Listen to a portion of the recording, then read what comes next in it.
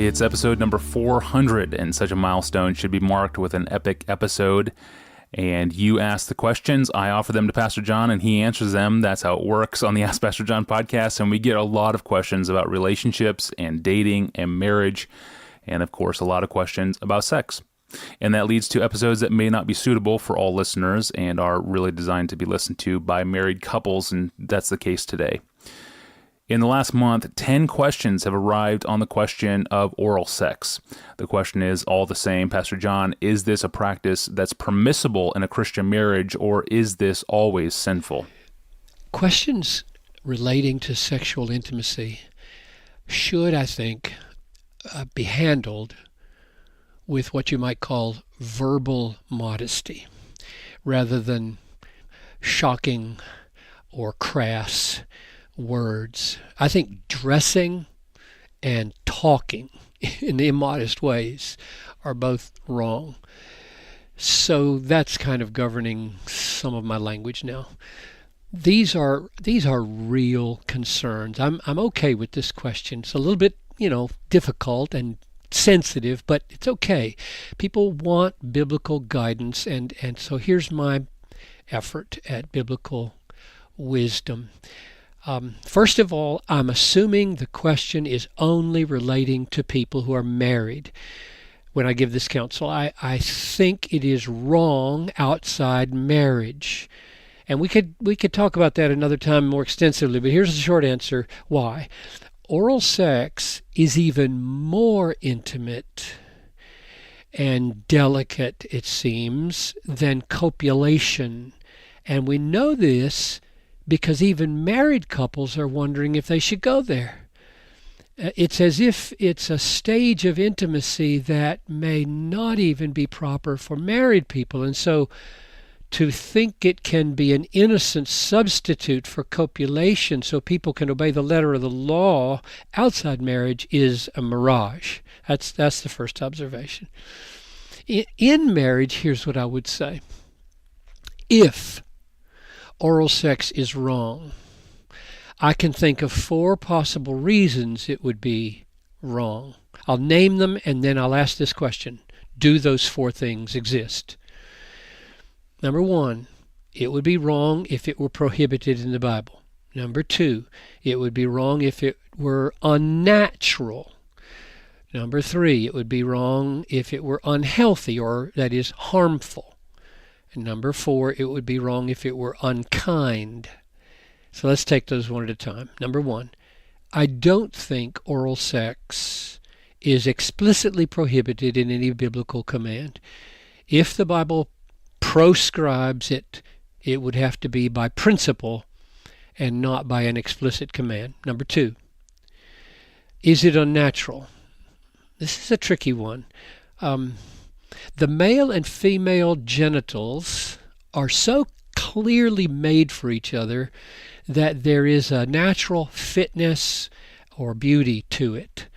What about oral sex? Now, you might jump to the conclusion and say, nope, that's not natural.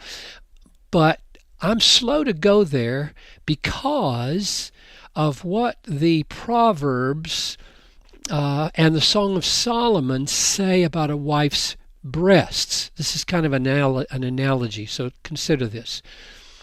It seems to me nothing is more natural than a baby snuggling in his mother's arms, drinking at her breast. That's what breasts are. They're designed to feed babies. So is there anything physically natural about a husband's fascination with his wife's breasts? Well, you might say, no, that's not what breasts are for. But Proverbs 5:19 says, let her breasts fill you at all times with delight, be intoxicated always with her love. And Song of Solomon 7 and 8 are even more explicit. Speaking of the woman, your stature is like a palm tree, and your breasts are like its clusters. I say, I will climb the palm tree and lay hold of its fruit. Oh, may your breasts be like clusters of the vine. Well, even though there is very little anatomical correlation between a man's hands or his lips and his wife's breasts, it surely seems to be, quote, natural in another way, namely a built-in delight and desire that God in his word seems to commend for our marital enjoyment. So I ask, well, might there be similar desires for oral sex or other kinds of sex? So I doubt that we should put a limit on a married couple based on the claim of it being unnatural. That's risky, but that's where I come down on the naturalness of it. Here's number 3. Is it unhealthy or harmful? Well, it certainly might be if there are any sexually transmitted diseases present, and it could be performed in harmful ways, and so the couple needs to be very honest and caring by not taking risks that would be unloving, which leads to the last one, number 4. Is it unkind? Now, I think this one is probably the one that touches the rawest nerve and the one that has the greatest impact. Will you pressure your spouse for oral sex if he or she finds it unpleasant? If so, then you are unkind, and it's a sin to be unkind.